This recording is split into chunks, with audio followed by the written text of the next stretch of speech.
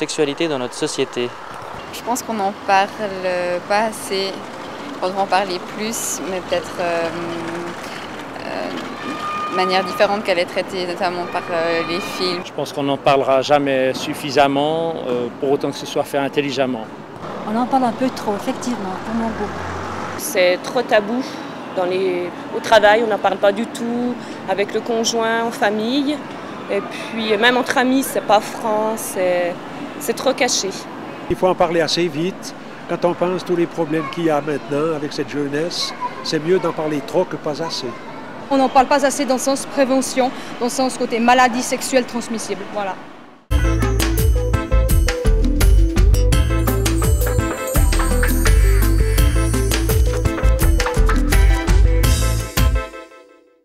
Est-ce que vous pensez qu'on idéalise la sexualité aussi? Peut-être. Je ne peux pas donner vraiment mon cas, mais mon idée, je veux dire, mais je pense pas. On n'idéalise pas. Moi, je trouve que le débat est complètement faussé. Je veux dire, on nous met dans une voie qui n'est pas la vraie sexualité. Je crois que c'est une espèce de fantasmagorie, tout simplement, quoi. Les gens sont en manque d'amour, à mon avis, mais ils se rendent compte que c'est pas par la sexualité qu'on y accède vraiment. C'est quelque chose de plutôt assez mécanique, plutôt la manière dont on le voit.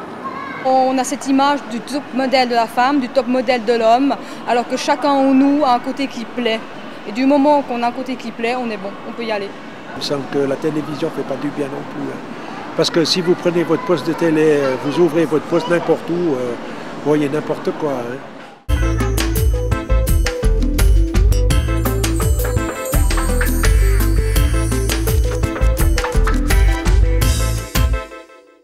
Quel rôle elle a la sexualité dans votre vie alors? Dans ma vie personnelle, l'épanouissement, l'équilibre, l'amour aussi, bien entendu. Moi, je suis marié, ça fait 12 ans qu'on vit ensemble avec ma femme, et puis on s'en lasse pas, quoi.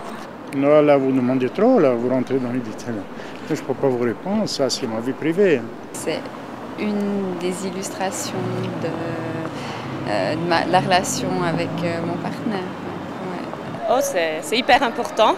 C'est vital. C'est un tout, ça fait partie d'un équilibre et heureusement, je suis bien dans ma tête et dans mon corps, donc la sexualité est importante avec mon épouse. Pour moi, c'est un rôle important. Si on n'a pas ça, on est foutu. Et puis qu'un couple, ils ont besoin de tendresse, d'amour, d'affection. Sinon, pourquoi construire un couple aussi bien homme et homme, femme et femme ou homme et femme?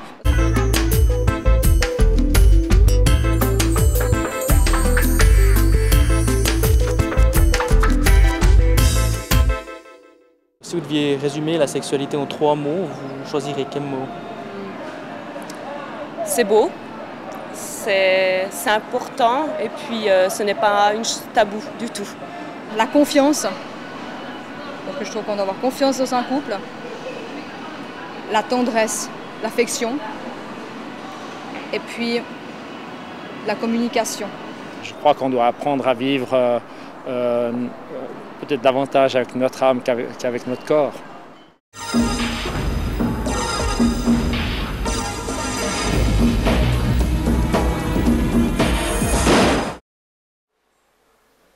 Voilà, vous êtes un très grand groupe, c'est très très beau de vous voir rassemblés ici. Vous êtes une belle jeunesse et nous avons de la joie à vous voir ici.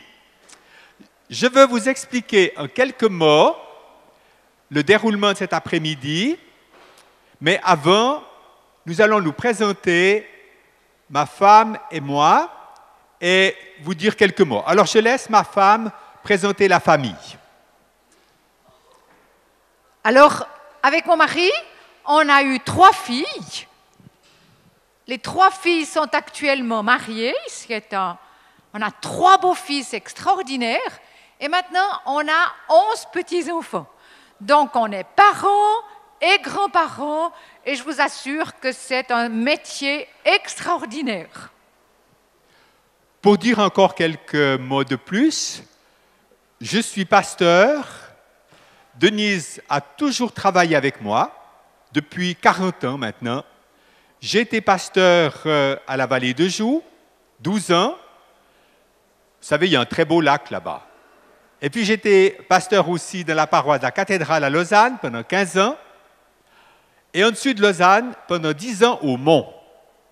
J'ai, je vous dis mon âge, 65 ans. Et depuis 60 ans, nous travaillons avec ma femme presque à plein temps pour le groupe Oikos. Et je laisse ma femme vous dire ce qu'est le groupe Oikos. Mais juste avant, j'aimerais juste vous raconter une toute petite histoire. Guy a dit qu'on était mariés depuis 40 ans. Et l'année passée, nous avons fait un voyage en Turquie. Et à un moment donné de ce voyage, on a visité une fabrique de bijoux. Et mon mari m'a dit, est-ce que tu veux que je t'offre un bijou? Et je lui ai dit non, non, non. Et il m'a dit, ben écoute, je vais en acheter un pour ta maman. Et ça, c'était vraiment extraordinaire. Vous savez, on fait tellement de plaisanteries sur les belles-mères. Alors, quand il a eu acheté ce bijou, qui était assez cher, j'étais tellement contente que quand on est parti pour le payer, je l'ai embrassé. Et puis la petite demoiselle qui était là, qui nous avait vendu le bijou, elle nous regardait et puis elle s'est dit « Oui, alors ces deux, sûrement que c'est un couple reconstitué ou bien il est en train de se promener avec sa maîtresse. » Alors elle vient puis elle nous dit « Il y a longtemps que vous êtes mariés ?» Elle pensait qu'on allait lui dire 6 mois ou 1 année. Alors on lui dit « Oui, il y a 40 ans. » Alors elle nous a regardés, mais consternés. Et elle nous a dit, est-ce que ça a été terrible? Voilà, alors, vous dire maintenant quelques mots de oikos. Tu y vas, chérie. Alors, oikos, c'est un mot qui veut dire la famille en grec. Et on travaille pour la famille. C'est-à-dire qu'ensemble, on donne des cours de couple dans toutes les paroisses, communautés, que ce soit catholiques, protestants, on vient même des fois au Valais, qui nous le demandent. On donne des cours pour la famille. On va aussi parler dans des groupes de jeunes sur tous les problèmes de la sexualité. Et puis, on organise aussi des voyages lune de miel à Venise, c'est-à-dire pour des couples qui ont besoin de se retrouver. Puis on fait des camps famille l'été. Alors, s'il y en a qui veulent venir comme moniteurs avec nous, ils seront les bienvenus. Alors, quelques mots sur le déroulement de cet après-midi. Dans un premier temps, même si l'écran n'est pas génial, on va vous montrer quelques dessins d'un humoriste que vous connaissez très bien. On va vous montrer quelques dessins qui nous parlent de Titeuf. Et puis, encore quelques informations sur la situation des couples aujourd'hui en Suisse, aussi dans le canton de Vaud, mais c'est la même chose en Suisse, c'est la même chose en France, c'est la même chose dans toute l'Europe. Alors, quelques informations. Et puis, après cela, Denise vous parlera de la beauté de la sexualité, quelques mots. Et moi, je vous dirai quelques mots sur un texte biblique que vous avez déjà entendu. Le texte biblique qu'on cite lorsque on vient demander au pasteur de célébrer son mariage. Voilà, alors on y va avec les transparents. J'ai demandé à Prosper de nous les passer. Vous verrez, c'est simplement que les humoristes ont quelque chose de génial. Ils savent nous montrer l'état de la société. Alors, le premier petit dessin, je m'en vais vous le lire si vous n'arrivez pas à lire, c'est donc Titeuf qui dit « Papa, qui c'est qui a inventé l'air ?» Papa qui répond quoi? L'air, tu comprendras quand tu seras plus grand. Le suivant, c'est quoi un avortement? Et le maître qui répond, tu apprendras ça quand tu seras grand. Voilà.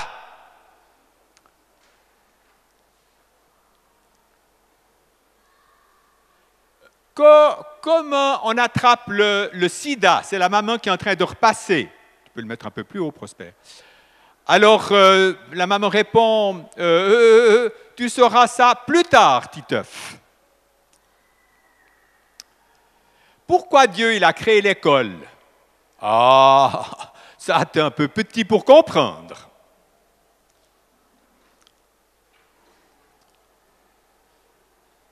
D'autre côté, tu le tournes.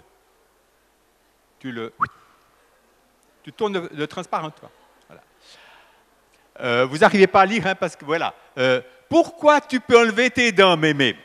Hein, tu comprendras ça plus tard. Plus tard.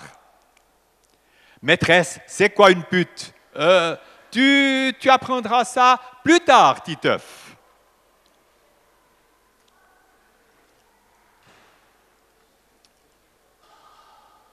C'est quoi un sadomaso? Quand tu seras plus grand, tu le sauras. Pourquoi tu as la prostate, Pépé? Tu apprendras ces choses plus tard.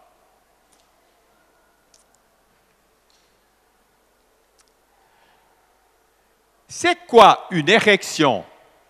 Gloup, dit la maman. Tu apprendras ça dans quelques années, Titeuf.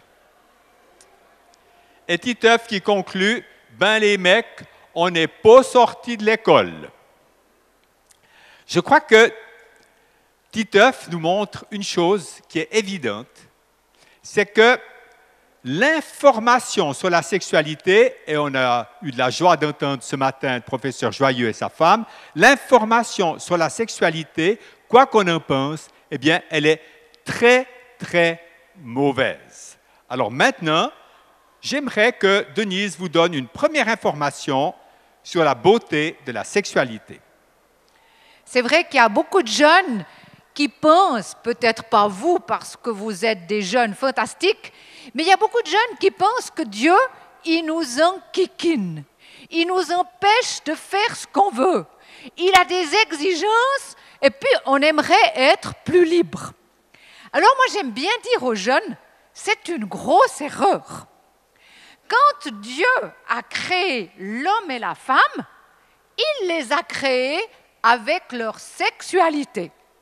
La sexualité n'a pas été inventée après la chute, après le péché. Et puis la sexualité, ce n'est pas le péché. Au contraire, Dieu s'est dit, je vais créer l'homme et la femme pour qu'ils aient du plaisir entre eux. Et c'est vrai que Dieu, il aurait pu nous créer comme les escargots ou bien comme les hippocampes. Hein? À ce moment-là, eh bien, on aurait été mâle et femelle en même temps. Il aurait aussi pu se dire, après tout, une fois par année, comme certains animaux, ils auront des relations sexuelles uniquement pour avoir des enfants.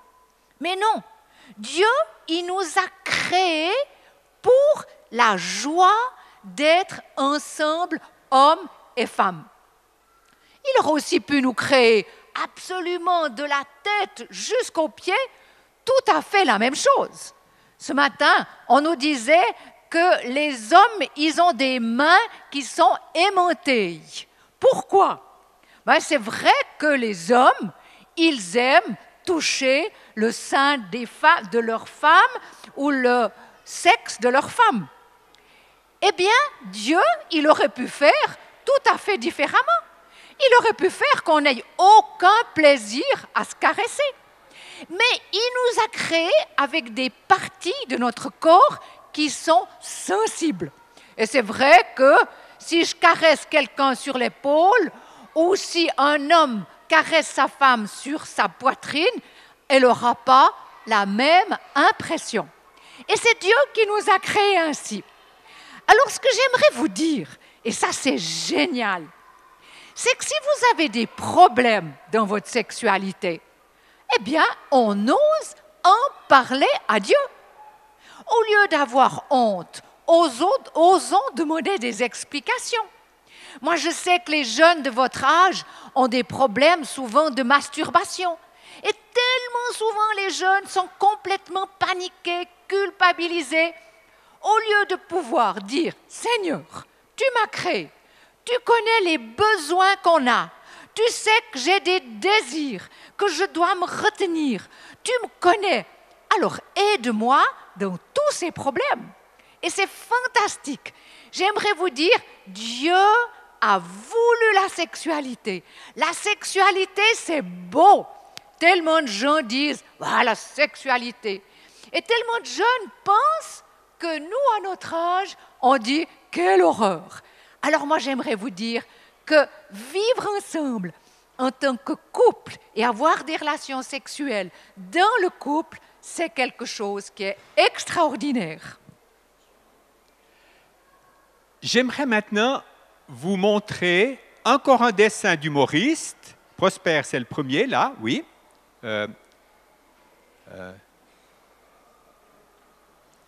Non, c'est le dessin, oui. Voilà, un dessin d'un humoriste que peut-être certains d'entre vous connaissent, qui s'appelle Burki. Tu le tournes, oui. Et Burki avait donné sur le journal 24 heures un jour cette image du couple. Vous voyez, il y a la mariée, il y a le marié qui se retourne et puis qui regarde sur la robe de la mariée, c'est noté « mariage data ». Vous savez, sur les produits qu'on achète au magasin, eh bien, il y a souvent un code barre et puis sous le code barre, eh bien, il y a indiqué la date de péremption, la date quand on ne peut plus consommer le produit. Alors, ça, c'est un des faits de notre société. Maintenant, je vous passe un petit graphique qui vous montrera ce qui s'est passé pendant que, à partir du moment où nous étions jeunes, voilà, tu peux le mettre plus loin, oui, cette partie-là, voilà. Vous voyez ici, sur le graphique, vous avez les années 65. Moi, j'étais à Paris en mai 68. Peut-être qu'à l'école, on vous a parlé de mai 68. C'était une époque où on a fait la révolution sur, en tout cas, deux plans. On a fait la révolution sexuelle et on a décidé que, à partir de mai 68, la sexualité ne devait plus être un tabou. Alors, on pouvait vivre sa sexualité de manière absolument normale. Et puis, en mai 68, on a dit aussi, je simplifie, on a dit, j'ai lu sur les murs de la Sorbonne. Je me promenais, la Sorbonne, c'est l'université à Paris. Et c'était marqué, les étudiants avaient marqué « papa pur ». Ce qui veut dire, en termes très simples, on en a marre de l'autorité de papa et on veut être libre. Et quand je suis rentré à Lausanne, dans mon université, eh bien, les étudiants avaient dit aux professeurs « Messieurs les professeurs, maintenant, on s'assied à la même table et nous, on va décider avec vous des cours que l'on va suivre. » Donc, en mai 68, vous avez une crise de l'autorité, on ne l'accepte plus, et puis vous avez une crise, la libération sexuelle. Et à partir de ce moment, regardez les courbes. On va peut-être mettre le texte, Prosper, juste. Les courbes, eh bien, elles montent, elles montent, elles montent. Alors, qu'est-ce qui monte? Voilà. Ce qui monte, c'est la courbe de la divorcialité. C'est-à-dire que les divorces augmentent, augmentent, augmentent. Et maintenant, on est à peu près à 50% des gens qui se sont mariés et qui se divorcent. C'est quand même dramatique, hein? 50%. Vous avez la courbe de la cohabitation juvénile. Qu'est-ce que la cohabitation juvénile? Pour ceux qui n'auraient pas compris, je décide à un moment donné, je ne vais plus me marier, on va vivre ensemble. Vous avez la courbe des naissances hors mariage qui augmente. Et si je continuais mon graphique, je me suis arrêté aux années 85, eh bien la courbe continue, les courbes continuent de monter, de monter, de monter. Voilà pour la question des divorces. Maintenant, je vous montre des petits graphiques que j'ai fabriqués moi-même avec les statistiques. Tu en montres une. Elles sont toutes semblables. Alors, montre-en une bien, une. Voilà, celle-ci par exemple. Actuellement, toutes les statistiques sont à peu près les mêmes. C'est-à-dire que vous avez ici le nombre ici de mariages, de divorces. Ici, le nombre de divorces. Et ici, le nombre d'années de mariage. Et vous voyez que le nombre des divorces, au maximum de la courbe, se situe après 4 à 5 ans de mariage. On se marie, mariage data, et au bout de 5 ans, il y a maintenant la majorité des gens qui se divorcent. Donc, c'est important de se préparer les uns et les autres au mariage. Je crois que vous avez tous envie d'être heureux, non? Qui c'est qui n'a pas envie d'être heureux en mariage? Levez la main. Il n'y a aucune main qui se lève. Alors, je teste dans l'autre sens. Qui c'est qui a envie d'être heureux en mariage? Levez la main. Et puis, qui c'est qui est indifférent? Qui s'en fiche? Eh bien, c'est tous ceux qui ne lèvent pas la main. Bon, alors, non, je ne pense pas. Vous avez tous envie d'être heureux en mariage. J'aimerais juste dire, ce qui est intéressant, c'est qu'aujourd'hui, vous savez tous qu'il y a un couple sur deux qui se divorce. Bien sûr, c'est assez triste parce que quand on vous regarde, on pourrait se dire ben, la moitié de ces jeunes vont terminer leur vie par un divorce. Mais ce qu'on sait, c'est que les gens qui se marient 2 fois, ils ont encore plus de chances de divorcer. Il y a 65% des gens qui se marient pour la 2e fois qui divorcent. Et il y a 75% des gens qui se marient 3 fois qui divorcent. Une autre chose encore. Aujourd'hui, on dit le mariage, une alliance pour la vie, c'est plus possible. Maintenant, on devient tellement vieux, c'est ridicule. Alors, à Bruxelles et dans d'autres pays également, on est en train de préparer des contrats. Alors, les contrats, vous savez tous que ça dure un certain nombre d'années, puis après, on peut renouveler le contrat ou bien on peut stopper. Et à Bruxelles, ils sont en train de se dire qu'ils vont faire des contrats de mariage qui dureront 10 ans. Alors, au bout de 10 ans, on pourra choisir, est-ce que je continue ou est-ce que j'arrête? Il n'y aura pas besoin d'avocat, les règles seront facilitées, mais je ne sais pas ce qui va se passer. Je m'en vais maintenant vous donner une recette. Vous écoutez bien, hein? Une recette, elle est dans la Bible, pour réussir son mariage. Lorsque moi, comme pasteur, je bénis un mariage, je cite toujours, comme tous les pasteurs, comme tous les prêtres, je cite toujours une parole de la Bible qui est très courte et que vous savez sûrement par cœur si vous avez été à un mariage. Je pourrais même appeler ici sur le podium quelqu'un au hasard, est-ce qu'il le fait? Non. Pour lui demander, viens me dire la suite de ce que je m'en vais dire. Est-ce que je fais un test? Bon, je vois une jeune fille là qui est bien. Tu viens là sur le podium? Viens. Toi qui es en rose là, ouais, au premier rang. Viens. Viens sur le podium. Voilà. Je vais voir si tu sais la parole que je veux citer. Alors, je vais t'aider. Hein. Viens vers moi. Alors, voilà. Alors, tu vois, je bénis un mariage, le tien par exemple. Voilà. Je ne fais pas de la pub pour te marier. Et puis, à un moment donné, je dis, avant la bénédiction, je dis cette parole. Tu vas me dire la suite. Hein. L'homme quittera son père et sa mère. Tu sais la suite? Non. Tu sais pas? Non. Qui sait la suite? Tu sais pas la suite? L'homme quittera son père et sa mère. Je te dis la suite. S'attachera à sa femme et ils deviendront... Mari et femme. Ils deviendront mari et femme. Ils deviendront mari et femme. C'est super. Tu t'appelles comment? Céline. Céline, tu sais maintenant le texte biblique par cœur. Tu peux le redire. Vous retenez, hein, parce que c'est la recette. Hein? L'homme quittera son père et sa mère, s'attachera à sa femme et ils deviendront mari et femme. Une seule chair dans la Bible. Ils deviendront un. Ils ne sont plus 2, mais 1. Tu as déjà entendu ça? Oui. Céline, tu as entendu? Tu répètes? Allez, Céline. Non. Non, elle dit non, mais elle sait par cœur. Excuse-moi, Céline. Hein. Vous savez, elle est fantastique, Céline, parce qu'elle a osé quelque chose. Elle a osé dire la recette de Dieu pour réussir son mariage. Alors, je vais vous commenter brièvement cette recette pour réussir son mariage. Il y a 3 étapes. Vous avez bien compris? 3 étapes. L'homme et la femme, c'est aussi la femme, hein? L'homme quittera. L'homme et la femme s'attachera. L'homme et la femme deviendront une seule chair. 3 étapes, facile, hein? Première, vous pouvez la dire la première, c'est quitter. Vous savez ça? Vous avez retenu? Première étape, quitter. Bon, deuxième étape, s'attacher. Troisième étape, devenir une seule chair.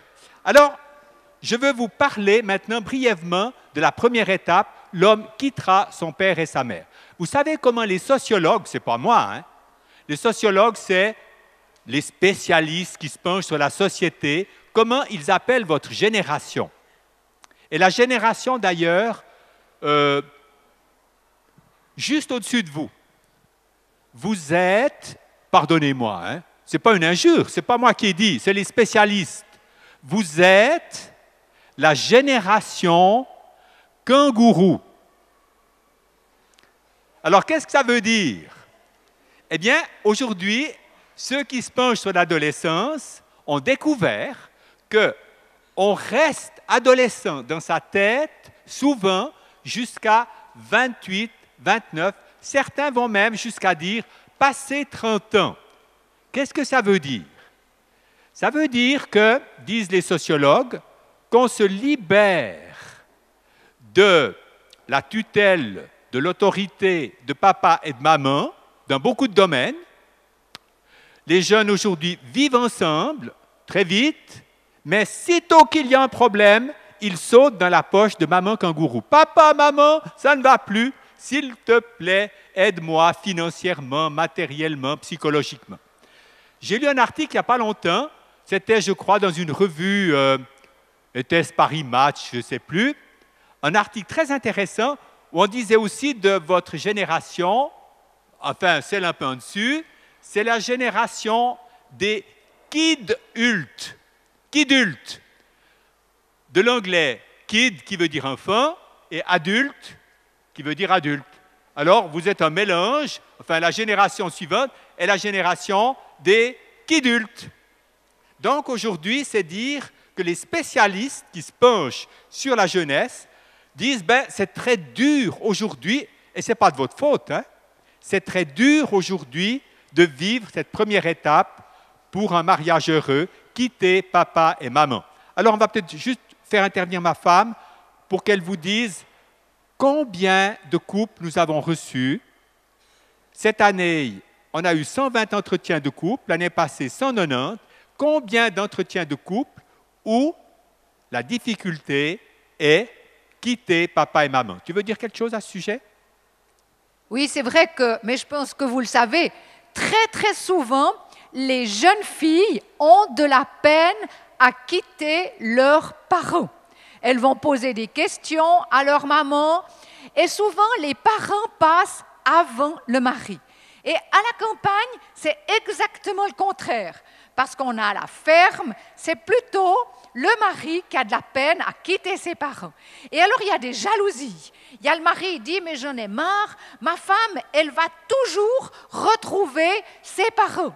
Ou, le contraire, mon mari, avant de rentrer des champs, il passe d'abord vers ses parents. Alors, je dis juste ceci pour devenir adulte. Il faut devenir des collaborateurs de ses parents. Donc, c'est très important de très vite, je dirais, je vais vous dire des choses, peut-être apprendre à gérer ses finances, apprendre à résoudre ses problèmes relationnels. On peut poser des questions aux parents, mais savoir gérer sa vie, apprendre à s'assumer comme élève, apprendre à s'assumer dans tous les domaines de la vie.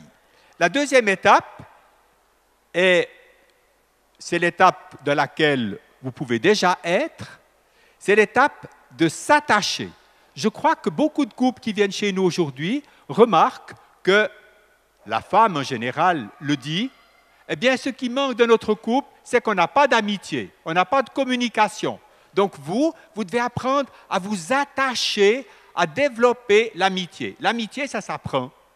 Il y a des gens, ils n'ont jamais appris à avoir des amis. Et maintenant, dans votre vie de jeune, c'est l'époque idéale pour apprendre l'amitié. Et la troisième étape, je vais un petit peu vite maintenant, devenir une seule chair. Eh bien, cette étape, elle appartient au mariage. C'est l'apôtre Paul qui dit quelque chose de très fort. il dit « Celui qui s'attache à une prostituée est une seule chair avec elle ». Ce qui veut dire que pour Paul, quand on a une relation sexuelle, on vit déjà quelque chose de la réalité du mariage. Et puis, je crois que c'est très important de le savoir, c'est que si on commet des erreurs dans ce domaine, si on cohabite ou si on a des relations sexuelles avant le mariage, eh bien, on a un Dieu qui peut restaurer en nous notre pureté, restaurer en nous notre identité, voilà. On a vécu un jour quelque chose de très beau, peut-être que Denise, tu le raconteras, dans un camp. Alors, on avait un camp famille et on avait une monitrice très, très gentille, mais en somme, on ne s'était pas rendu compte qu'elle ne connaissait pas très, très bien sa Bible. Et cette jeune fille, elle faisait le camp et souvent, elle venait vers nous, puis elle disait « Mais c'est terrible, plus les jours passent, plus j'ai l'impression que c'est les enfants qui m'apprennent à connaître Jésus. » Et dans ce camp, on avait parlé de la famille. Et tout à coup, un jour, elle vient vers nous et elle nous dit « Mais c'est terrible. Moi, je vis avec mon copain, on habite Yverdon, je vis avec mon copain déjà depuis 2 ans. Mais je constate que, alors c'est faux, je ne fais pas ce que je devrais faire. » Et tout à coup, elle a pleuré et elle a dit « Eh bien, je vais rentrer et je vais dire à mon copain, on va arrêter de vivre ensemble. » Alors avec Guy, on s'est fait un peu de soucis parce qu'on ne savait pas comment allait réagir son copain. Elle est rentrée, elle a expliqué à son copain, et ce qui a été fantastique, c'est que lui, il a dit « Oui, je peux comprendre. » Et ceux qui comprenaient le moins, c'était les parents. Ils disaient « Mais vous ne voulez pas venir habiter de nouveau chez nous? Mais ça ne va pas. » Et ils ont dit « Oui, pendant 6 mois, on va se séparer. Et dans 6 mois, on se mariera. Et on aura vraiment l'impression, parce que notre Dieu, c'est celui qui nous rend purs. Il est dit dans la Bible qu'il pardonne et qu'il oublie. C'est fabuleux. Alors ils se sont mariés, et quand ils sont mariés, ils ont dit, eh bien, c'est formidable, on a l'impression de commencer tout à neuf. Alors maintenant, on va passer à un moment qui est très important, parce que c'est comme ça qu'on fait toujours avec Denise dans les groupes de jeunes de votre âge. On aime bien répondre à vos questions, parce que vous avez des questions. On a eu une première question, on va y répondre puisque c'est une question. On nous demande, est-ce que c'est vrai que les enfants sont apportés par les cigognes? Alors j'aimerais juste vous dire que malheureusement, les cigognes ne passant plus au-dessus de notre pays, il a fallu changer la méthode. On nous a posé une autre question, de donner quelques mots sur l'homosexualité des acariens. Alors, on aimerait juste vous dire qu'on n'a encore pas eu loisir d'étudier ce problème, mais que si on nous invite l'année prochaine, on fera des recherches pour vous dire comment ils s'en sortent. Alors ensuite, une question beaucoup plus courante, une question d'une jeune fille. Enfin, je pense, quand la femme peut-elle avoir un bébé durant le mois par rapport aux règles? Alors je dirais que cela varie quand même, hein, parce qu'on n'est pas tout identique. Mais normalement, on dit qu'entre le 10e et le 15e jour, entre les règles, c'est là que la femme est la plus féconde. Et quand on veut avoir un enfant, ce qu'on peut faire, c'est qu'on peut examiner la température. Parce qu'on sait que quand on est le plus féconde en tant que femme, on a toujours une température qui monte légèrement. Encore une question un petit peu dans le même domaine. Quand je suis enceinte, pendant combien de mois est-ce que je peux coucher avec mon mari? Là, normalement, il n'y a rien qui nous limite. Si ce n'est qu'au début, certaines femmes sont tellement mal, elles ont des nausées, elles sont fatiguées, que les pauvres maris, ben, ma fille, ils doivent attendre. Et puis, dans les derniers mois, je dirais que parfois la femme dit « Oh, mais j'ai un ventre tellement gros que ce n'est pas évident d'avoir des relations sexuelles. » Mais avoir des relations sexuelles pendant une grossesse ne provoque aucun mal au bébé. Alors voilà une question un petit peu plus difficile, un peu hard, comme disent les jeunes. Si là, avec 3 points de suspension d'un garçon est trop grosse et celle d'une fille pas assez, ça fait quoi? Alors je vous lis ce qui est marqué. Alors, premièrement, j'aimerais vous dire que dans les relations sexuelles, on raconte beaucoup de choses. Premièrement, la grandeur du sexe de l'homme ne joue aucun rôle pour les relations sexuelles. Vous n'aurez pas plus de plaisir si vous trouvez un homme qui a un sexe très grand et vous n'en aurez pas moins s'il est petit. Je réponds à la question. Mais par contre, il arrive qu'une femme qui soit est très crispée, très mal à l'aise, elle se crispe tellement que quand elle a un rapport sexuel, elle peut énormément souffrir. Il arrive aussi qu'après une naissance, quand la femme a dû être recousue, que le gynécologue, malencontreusement, recoue un petit peu trop, et les rapports sexuels sont très douloureux. Et il arrive que les femmes doivent se faire ouvrir un petit peu pour qu'elles puissent de nouveau avoir des relations sexuelles normales. Mais en règle générale, on est fait pour avoir du plaisir l'un avec l'autre sans souffrance. Pouvons-nous avoir des rapports sexuels durant nos règles? Je sais que les garçons, que vous, messieurs, on vous en a parlé ce matin, mais on y répond quand même parce que nous, on n'a pas abordé ce problème. Moi, je dirais que non. Bon, il n'y a rien médicalement parlant qui empêche, mais je crois que la femme a besoin, durant cette période, d'intimité. Et chez les Juifs, justement, ils donnent 8 jours à la femme en disant qu'elle est impure. En réalité, elle n'est pas impure, mais c'est une période où elle peut vivre sans relation sexuelle. Alors maintenant, une question qui m'amène à un tout petit témoignage. D'abord, une question de fille. Alors, on partage avec Denise. Hein? Que veut dire la libido? Parce que sur le programme, c'était marqué, je crois, pour les ados, aïe, aïe, aïe, ou j'ai mal à ma libido, ou aïe, aïe, aïe, ma libido. Bon. Alors, la libido, c'est le désir qu'on a d'avoir des relations sexuelles. C'est ce qui va pousser un garçon à chercher une femme. C'est ce qui va faire que la femme va désirer son mari. Et il arrive, par exemple, que si une femme prend des pilules contraceptives, que ces pilules lui enlèvent sa libido. Beaucoup de femmes ne le savent pas. Elles prennent la pilule parce que le gynécologue le leur a donnée et elles viennent parfois nous voir en disant « Mais c'est affreux, je suis triste, je n'ai plus envie de mon mari. » Et il y a beaucoup d'autres raisons.